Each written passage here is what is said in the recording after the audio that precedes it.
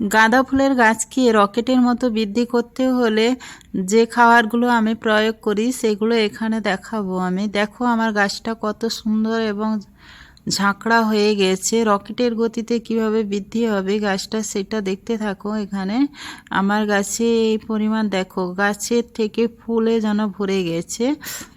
তো আমি এখানে কি কি পরিচর্যা করেছি সেইটা বলছি। গাছকে প্রথমে সূর্যালোকে রাখতে হবে, শীতের সমস্ত গাছকে সূর্যালোকে রাখতে হবে, যেন 6-7 ঘন্টা সূর্যের আলো পায় এরকম একটা জায়গায় রাখতে হবে। গাছের থেকে ফুলে ভরে যাবে।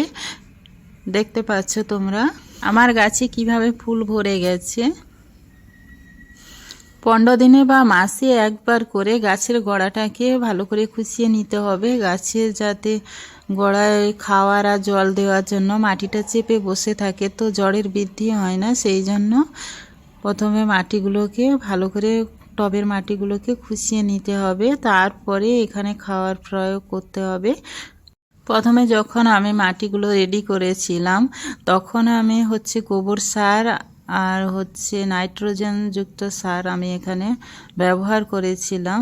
তাই জন্য তারপরে যখন গাছে ফুল আসবে তখন কিন্তু নাইট্রোজেন যুক্ত খাবার দেওয়া যাবে না, তখন পটাশিয়াম যুক্ত এই ধরনের খাবার দিতে হবে, যাতে গাছে ফুলে বৃদ্ধি হতে থাকে।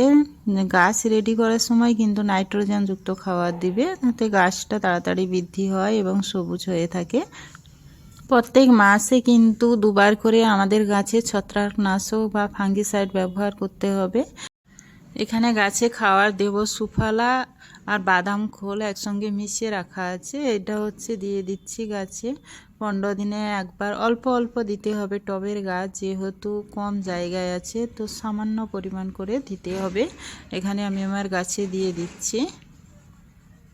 গাছের গোড়ার থেকে একটু দূরে করে দিলে ভালো, যাতে গাছের গোড়ায় ডাইরেক্ট না পায়, একটু দূরে দূরে করে দিয়ে দিতে হবে। এই যে মাটিগুলো আলগা করা আছে দেখতে পাচ্ছ, এইভাবে আলগা করে তারপরে তোমরা গাছের গোড়ার থেকে একটু দূরে করে দিয়ে দিবে।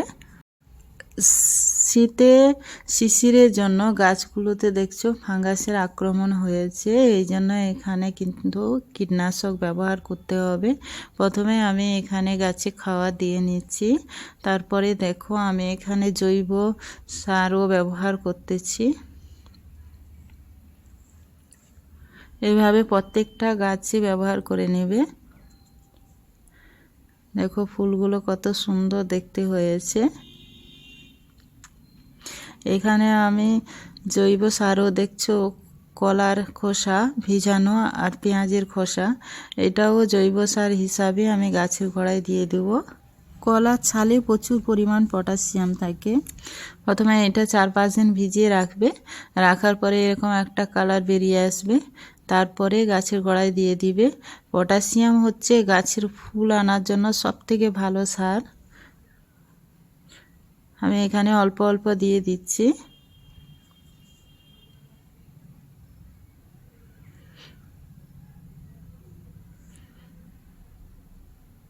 তোমরাও নিজেদের মতো রেডি করে নিবে, তারপরে গাছের গোড়ায় দিয়ে দিবে। এটা একটু বেশি দিন ভিজিয়ে রাখলে ভালো।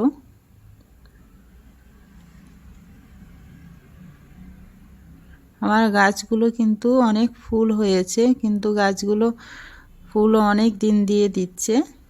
রোগ পোকার আক্রমণ হয়েছে, তাই কীটনাশক ব্যবহার করতে হবে। এইগুলো কিন্তু শীতের প্রথম থেকেই সিজনে ফুল দিচ্ছে আমার এই গাছগুলো। আর নিচে যে গাছগুলো আছে এইগুলো দেখো, এগুলো নতুনভাবে ফুল এসেছে আবার। কি পরিমাণ ফুল হয়েছে সব দেখতে পাচ্ছ। তো এই গাছগুলোতে ফাঙ্গাসের আক্রমণ হয়েছে, তাই জন্য এখানে কিন্তু গাছে স্প্রে করতে হবে যখন শিশির পড়বে। তো আমি এখানে গাছে স্প্রে করার জন্য এই যে একতারা, এটা 1 লিটার জলে 1 চামচ, আর এখানে সাব ফাঙ্গিসাইড, এটাও 1 লিটার জলে 1 চামচ দিয়ে গাছের পাতায় ভালোভাবে স্প্রে করতে হবে, তখন গাছগুলো আবার সুন্দর হয়ে যাবে। দেখো আমার পাতাগুলো কিভাবে ফাঙ্গাসের আক্রমণ হয়েছে। ফুল কিন্তু অনেক ভরে আছে, পাতাগুলো ফাঙ্গাসের আক্রমণ হয়েছে, সেই জন্য এই স্প্রেটা করে নেবে। জানুয়ারি মাসের প্রথমের দিকে বেশি আক্রমণের চান্স থাকবে। আর ভিডিওটা যদি ভালো লাগে তাহলে সাবস্ক্রাইব করে রাখবে।